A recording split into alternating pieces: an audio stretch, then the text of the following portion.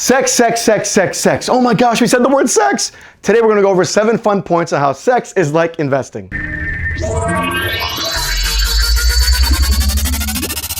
What's going on, everybody? Johnny Mason in place, Jonathan Mason here, and today we're gonna go over some fun stuff, when it comes to how sex is like investing. What's interesting is I was talking to a buddy of mine the other day, and he was telling me about this hottie that he saw. And he got a little graphic, so I'll be nice here. But he's saying, man, I saw this hottie, it was getting him excited. And he's like, man, he started telling me all the things he would do with it. I said, dude, relax a little bit. That's a little, hey, hold on. And what's funny, he wasn't talking about a person, he was talking about a stock. What he would do if the market returned and he makes some money, what he'd do with the money from it. But it's kind of funny how sex can sound like investing. So let's go over a couple fun points I think you can understand. So number 1, don't get too excited. Take your time. We all know what don't get too excited means when it comes to sex, but it's the same thing when it comes to investing. Sometimes you can't just say, oh, the market's up, let me throw money at it. You have to understand what's going on with the market. Right now, as I'm filming, they're talking about a recession, they're talking about gas prices, they're talking about what's going on with the real estate market, with stock market, with cryptocurrencies. A lot of things are not as stable as we think, so don't get so excited when things are going your way. Have a backup plan, have a preparation plan, saying, okay, where should I be in the next 3, 4, 5, 6 months from now? If things are on the rise, okay, what happens if they go down? Remember, it's not what you make, it's what you keep. Point number 2, have the right protection. So what that means is you didn't listen to point number 1, so now you have to worry about point number 2. Did you have the right protection? I know, you got way too excited, things happened, maybe you made some bad decisions, and if you had the right protection, you wouldn't worry so much. I'm referring to a financial condom. We call that insurance. Most people don't understand that life insurance and annuities can actually protect your gains, protect your money, rather than putting money into the market and risking it all. There are actually type of, let's call them in this case, let's call them Viagra plans. You actually can get the ups without the downs. So you actually can put money from the markets into insurance plans, get growth in the market, no losses, and what happens if there's a recession, if there's a dip, if there's a correction, if whatever happens, your money that's in those accounts will always be there. And what's interesting is about Gerber, we all know Gerber, the baby food, the baby company.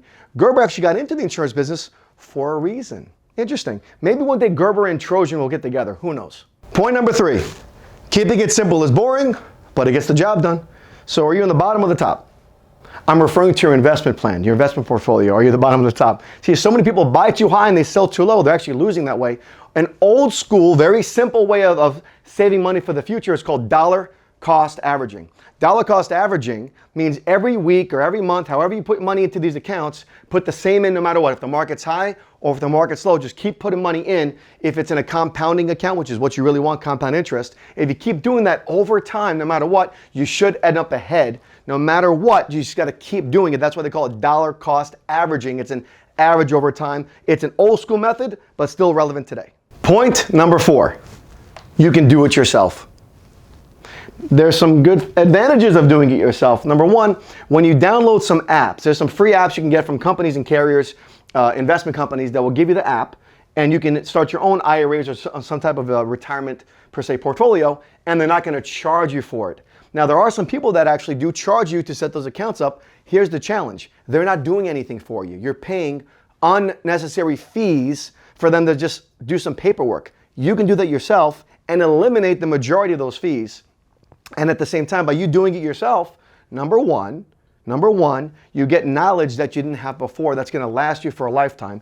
And number 2, you're eliminating fees. And kind of like sex, you shouldn't have to pay for it. Point number 5, bigger the better. You really need an explanation for that? Point number 6, get it up and keep it up. It actually goes back to point number 5, the bigger the better, and I'm referring to the bigger your account, the better. But once you have a nice account built up, you got to keep it there. It's not what you make, it's what you keep. We talked about this earlier, and there are some strategies to not just make money, but also keep it. That could be using insurance products. You can use life insurance. You can use annuities, some type of index annuities. Just yesterday, as I'm filming, the Wall Street Journal just came out with, hey, here's why annuities, and specifically $255 billion have been put into annuities and index annuities just last year alone, and how they can be so beneficial to your portfolio. So I'm glad that we're all making money now, because we've had a good year of everything. Oh, to the right, this way, right? Everything's been good for a couple years. Now we have to keep everything we've worked so hard for. So let's get it up and let's keep it up. Point number 7 is a fan favorite. Know when to pull out. Just saying, when you have your money in the markets, you have your money in your 401k, your IRA, it's all exposed pun intended, in the market, if the market takes a dip, a dive, a recession, something, you're going to take a bad hit. Oh, it's going to recover. The loss isn't recognized till you take it out. Hold on a second. The loss is the loss. There are still people that have not recovered from 2008. Markets will recover. Accounts don't always. Big difference. So maybe you have your money in a 401k and it's in stocks, mutual funds, etc. You want to reallocate it inside the 401k. Maybe put it into cash. Maybe put it into cash and protect it. Or say, you know what, if I put it in cash, I'm actually losing because of inflation. I have to find a way to stop the bleeding and then get the growth as well, which I need to know how to get it up and keep it up. Maybe I should look at an index annuity or some type of insurance plan to protect everything with that financial condom. Either way, guys, learn to have some fun when it comes to saving your money, investing money, but the more knowledgeable you are on this skill, on this craft, specifically during this time in our country, it's going to do nothing but benefit you in the future. With that being said, have a great rockin' week. Talk to you soon.